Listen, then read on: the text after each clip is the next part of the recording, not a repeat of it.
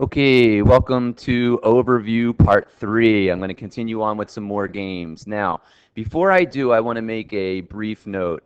The next game that we're going to do right here is called Shipster. It's based off of the game Battleship that we used to play when we were kids, guessing where your opponent's ships are. It is by far the students' favorite game. They really enjoy playing it. But since we're dealing with kindergarten, first, and second grade, what I'm thinking is this might be something that you do as an enrichment activity first with a group of 4, 6, or 8 of the students that really seem to be doing well. So let me jump back one screen. While some of the students are still playing Factster and learning their facts, the kids that seem to know their facts might try this game. I'm going to show it to you basically, and then I'm going to play it once. The way that it works is this. Both players are going to have their own game sheet. So this is just player A's game sheet. And the way that it works is this. You're going to give them a manila folder, and they're going to open the manila folder up on the table so that it provides kind of a screen so that the opponent cannot see their game sheet. And then the player takes their sheet and lays it in the manila folder where only they can see their sheet. What they're going to do is there's 3 spaces in the ship up here. They can pick any of the answers to these problems. They can pick 2, 4, 6, 8, 10, 12, 14, 16, or 18. So let's say that they want to pick 6, 12, and 14. They would put those answers up in these 3 boxes in order from least to greatest. So 6, 12, and what did I say? 14. 6, 12, and 14. Those are the 3 numbers in my ship. Okay? Now, I'm trying to guess what what numbers are in my opponent's ship. I don't know what they have. I can't see them. They have a manila folder blocking. So I'm going to try to guess and try to get hits on their ship. But for now, I just fill in the numbers that are in my ship. Okay? So that's basically how we're going to play. So let me show you how a game is played. What I've done now is put 2 sheets in here. Okay, I'm going to try to go slow. Again, this game is very fun once they get it. So start as an enrichment activity, and it goes like this. Player A, what did they have? They had 6, 12, and 14. The other player can't see that, and they put their numbers in. Let's say they pick 8, 10, and 18. Okay, remember, it has to go from least to greatest. Now, player A says, all right, I want to guess what numbers player B has. So let's say I think you have 2 plus 2 is 4. So now I'm going to ask player B, do you have 2 plus 2 equals 4? Player B looks in here and says, nope, miss. So now it's player B's turn. Player B says, okay, I want, let's see. I think you have 7 plus 7 equals 14. Player A looks in their boat and they say, hit. So player B says, okay, well, is 14 your biggest number, your smallest number, or your middle number? Because I'm going to fill it in to play my ship. I want to know if it's your little number, your medium number, or your big number. Player A says, oh, that's my biggest number. So player B says, okay, let me put a 14 in here. Now, what does that tell player B? That says don't ever guess 8 plus 8, 16, or 9 plus 9, 18, because there's no room to put an answer that's bigger. So now they know that the other 2 numbers have to be smaller. So now it goes back to player A. Player A says, okay, I think you have 5 plus 5, 10. Oops, excuse me. 5 plus 5, 10. Can I get off of there? Good. Now, player B looks in their ship and says, ooh, that's a hit. Player A is very excited. Says, is it your biggest number, your smallest number, or your middle number? Player B says, oh, that's my middle number. So player A puts it in here. Now, player A is excited because they got a hit, but the sad thing is that doesn't help them. They still have to get 1 number smaller and 1 number bigger. So that doesn't really eliminate any. So what happens is the players go back and forth guessing what the other person has until someone gets 3 hits. On the third hit, the player says, "Oops, you sank my battleship." And then the game is over. The player who sinks the other player's ship is the winner of the game. Now, again, this might take one or two times. Normally, what I do is I break it into like myself and three students, and then across the table is four students, and then I explain the rules, and then we play against each other. Or sometimes what I'll do is have three on one side and three on the other, and then I go back and forth to make sure everybody's playing properly. They start and they fill in their three numbers on each sheet, and then they begin guessing what the other person has. I monitor to make sure that they're correctly identifying whether it's a hit or miss and whether they put it in the right position in the ship. Once the students get the hang of this, it's a game that they genuinely enjoy playing. And then those six students can be paired up with another six kids, partner them up, and then they would be able to show them as they play. The kids actually catch on real quick.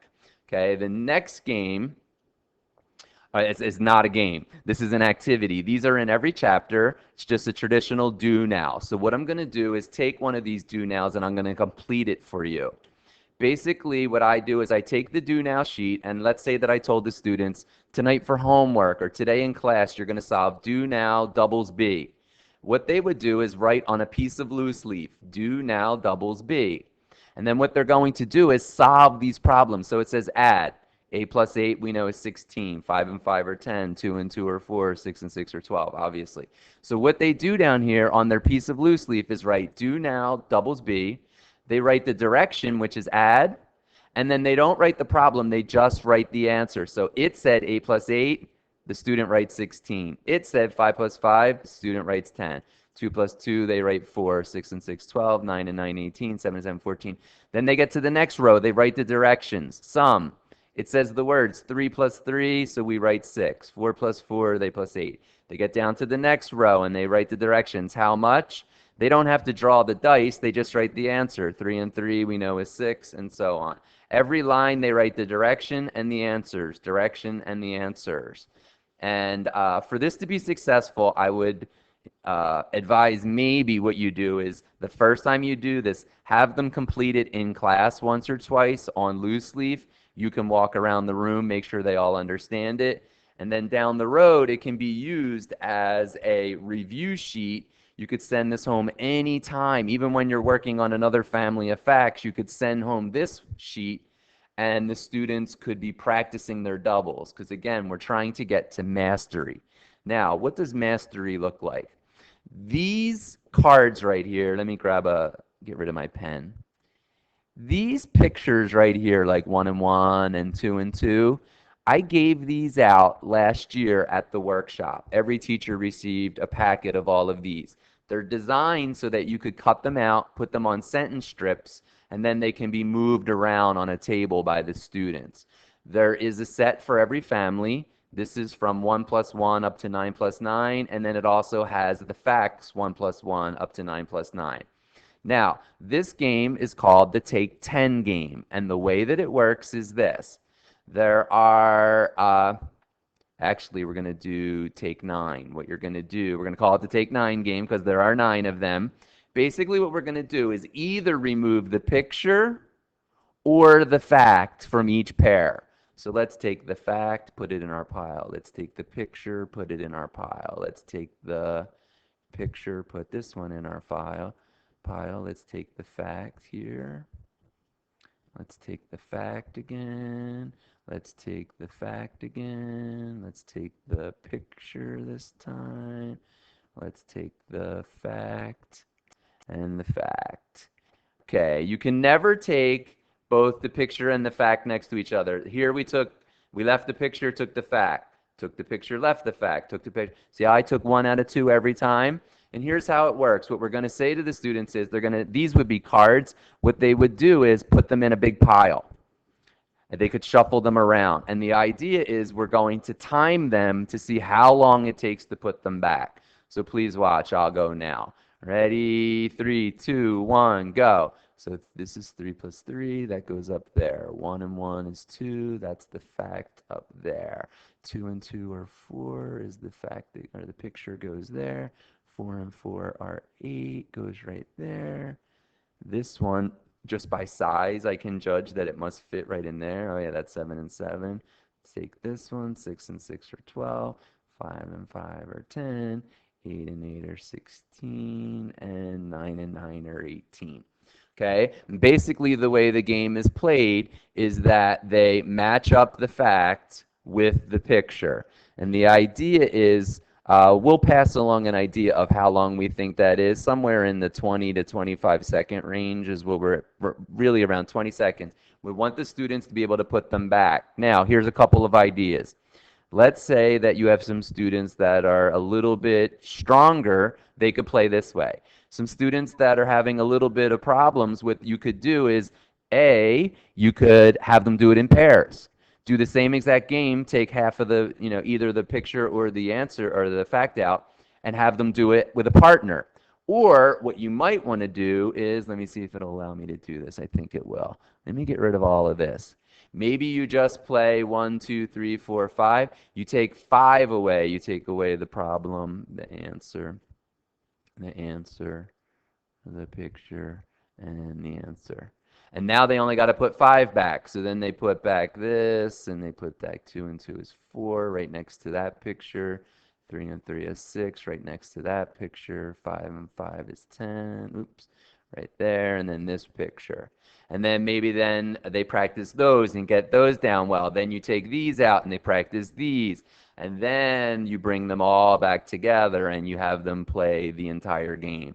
Every one of these games has pictures on one side, fact on the other, and the trick is their job is to match them back up so that they can show that they have mastered all the facts. Now, the trick is this. The reason we're timing it is that we're going towards mastery. It honestly doesn't matter how long they do it the first time. If it takes them 45 seconds, that's fine. As long as we say, now, next time, we want you to do it in 44 seconds or less. And we want them to become aware that they know these facts, and all we're trying to do is help them to be able to do them more quickly, because there is a point of mastery. One thing that's nice is when I'm watching the kids, it's very clear. You can tell right away who has the facts mastered just by when they pick up one of the cards, how quickly their eyes dart to see where to put it. You can tell right away whether they're at the mastery level or if we need to make some of those adjustments, like only doing half of the family. If students cannot do this very well, they shouldn't be doing it. They should be going back to a game like Matchster, where they're matching the numbers up, or something like the Factster game. These games are for students that are still learning the facts. So that Take 10 game at the end, where you match the picture and the answer, it's fun for students that know their facts. If they don't know their facts, that would not be fun at all. Then you double back and you go back and do these.